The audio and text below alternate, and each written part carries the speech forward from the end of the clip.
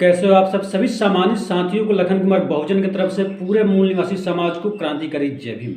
आज हम कुछ बातें करेंगे आप लोगों से। वीडियो को मैं चाहूँगा कि आज का वीडियो आप लोग पूरा देखिएगा जरूर, क्योंकि वीडियो हो सकता है लंबा हो जाए।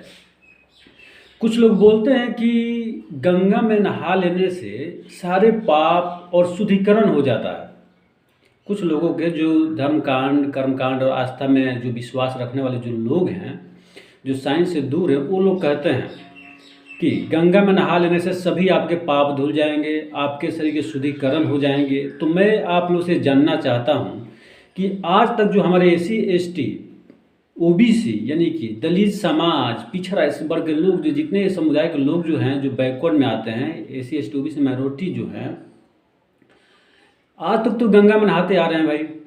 जब आज तक गंगा में नहाते आ रहे हैं तो आखिर कहाँ और जाए नहाने के लिए, कि इनका शुद्धिकरण हो जाए। आपके हिसाब से, आपके कहने के हिसाब से गंगा में तो नहा रहे हैं, फिर भी तो शुद्धिकरण नहीं हो रहे हैं। तो जब गंगा में नहा ले रहे हैं, फिर भी आज हमारे समाज में इन लोगों को बहिष्कृत क्यों किया जा रहा है? क्यों इनको आज भी अछूत समझा जा रहा है? इन्हें क्यों आज छुआछूत भेदभाव किया जा रहा है इनके साथ में? इन सब बातों को आप लोग को समझने की ज़रूरत है, क्योंकि ये सब कर्मकांड वाली बात है, आस्था पर आधारित बात है।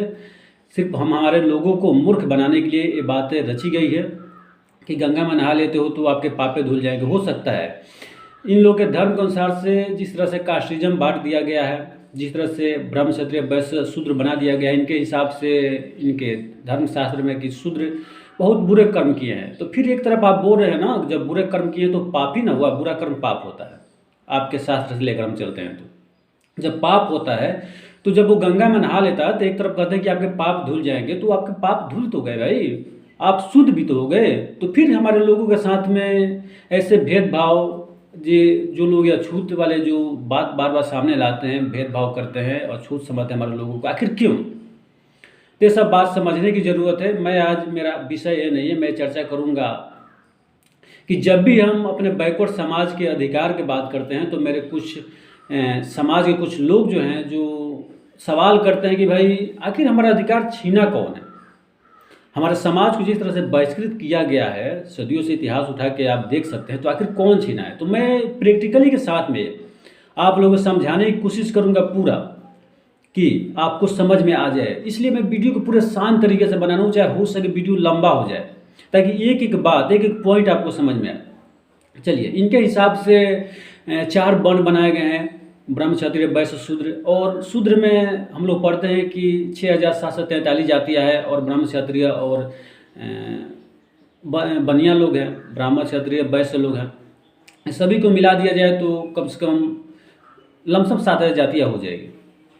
तो चलिए, तो मैं अब एग्जाम्पल के तौर पे आप लोग ये समझाने की कोशिश करूँगा कि मान लीजिए कि हम सभी लोग हिंदू हैं, हिंदू धर्म में आते हैं, तो इतनी जातियाँ जो है, इतने वर्ण जो हैं, इतने समुदाय के सभी जो लोग हैं, सभी लोग हिंदू धर्म में आते हैं, और सभी के अगर पिता तुल्य समझ जाते हैं हम हिंदू।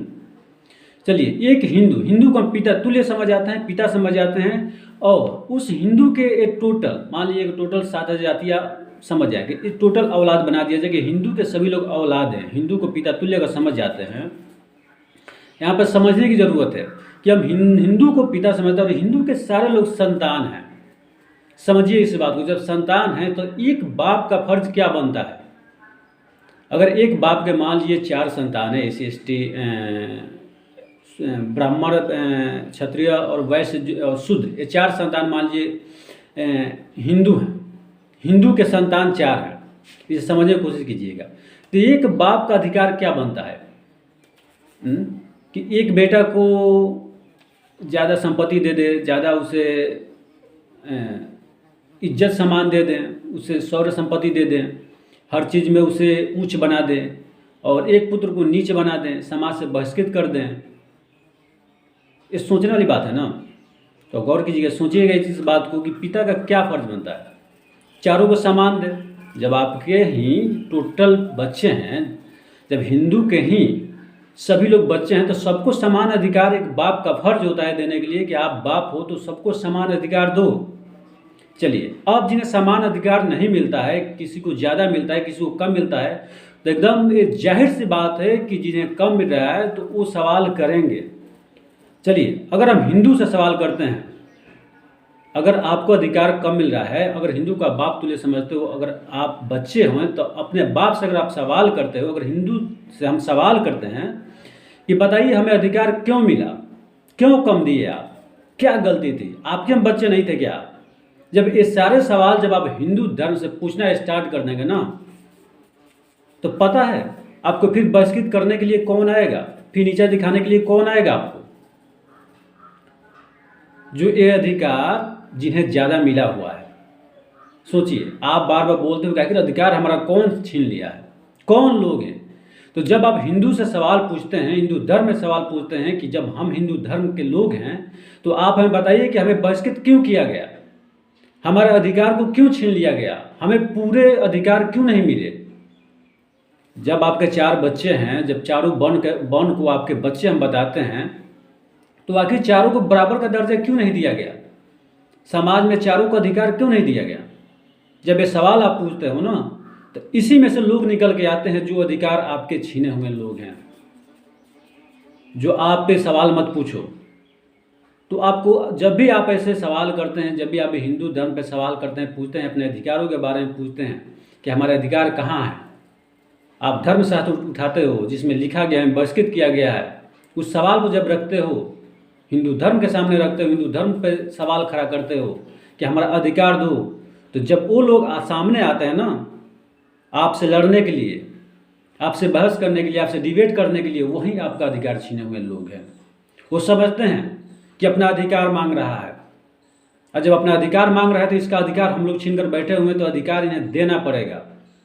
इसलिए वो फिर आते हैं आपके सामने, आपसे जवाब करते हैं, सवाल करते हैं, पूछते हैं, भरमाते हैं, फिर आपको कर्मकांड की बात करते हैं, फिर आपको आस्था में ले जाने की बात करते हैं, फिर आपको मूर्ख बनाते हैं। जैसे हमारे लोग जैसे शिक्षा की तरफ बढ़ेगा तैसे सवाल करना स्टार्ट कर देगा। बाबा साहब की लाइन बहुत बेहतरीन लाइन है कि शिक्षा वो शेरनी के दूध है कि अगर आप पियोगे तो दहाड़ोगे जरूर। तो आप अपने बच्चे को, अपने समाज को, अपने समुदाय के लोगों को आप शिक्षित कीजिए ताकि अपना अधिकार की बात करें। जिस समाज में उन्हें बहिष्कृत किया गया है उसकी बात करें, अपने अधिकार के लिए अपने समाज से लड़ें। जिस धर्म में वो फ़ायदा लिया है उस धर्म से अगर उसको बहिष्कृत किया जाएगा और किया जा रहा है और किया जाता है तो उससे वो सवाल करे, अपना अधिकार मांगे। अगर आपके अधिकार मांगने की वजह से कोई आपको रोकने के लिए आता है सामने, वहीं आपका अधिकार छीना है। इस बात को समझना होगा आप लोगों के साथ बात करते हुए हो सकता है वीडियो में लंबा हो गया है, तो यही सब आपको बातें बताने के लिए आज आया हूँ।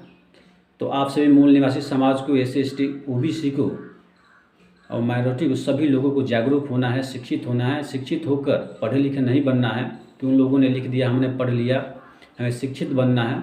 अपने महापुरुषों के प्रति जागृति लाना है। अगर हम जैसे अपने महापुरुषों के प्रति एक जागृति नहीं लाते हैं तो हम पढ़े लिखे नहीं कहते, हमें शिक्षित नहीं कहते हैं, कोई हमें शिक्षित नहीं कहता है। नहीं तो हमारे समाज में अगर संविधान की बदौलत, बाबा साहब के बदौलत, अपने महापुरुषों के संघर्ष के बदौलत, उनके स्ट्रगल के बदौलत आज हमारे समाज के लोग कुछ पढ़ लिख लिए हैं।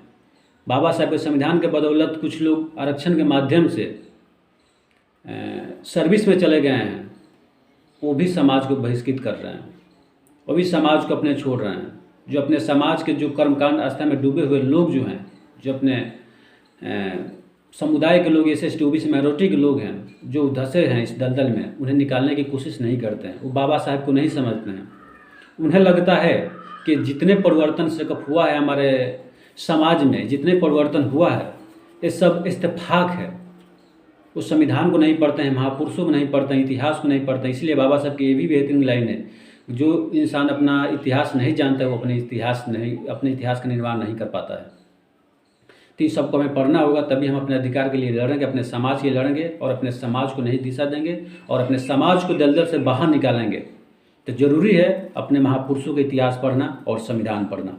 तो जय भीम, आपसे मूल निवासी को।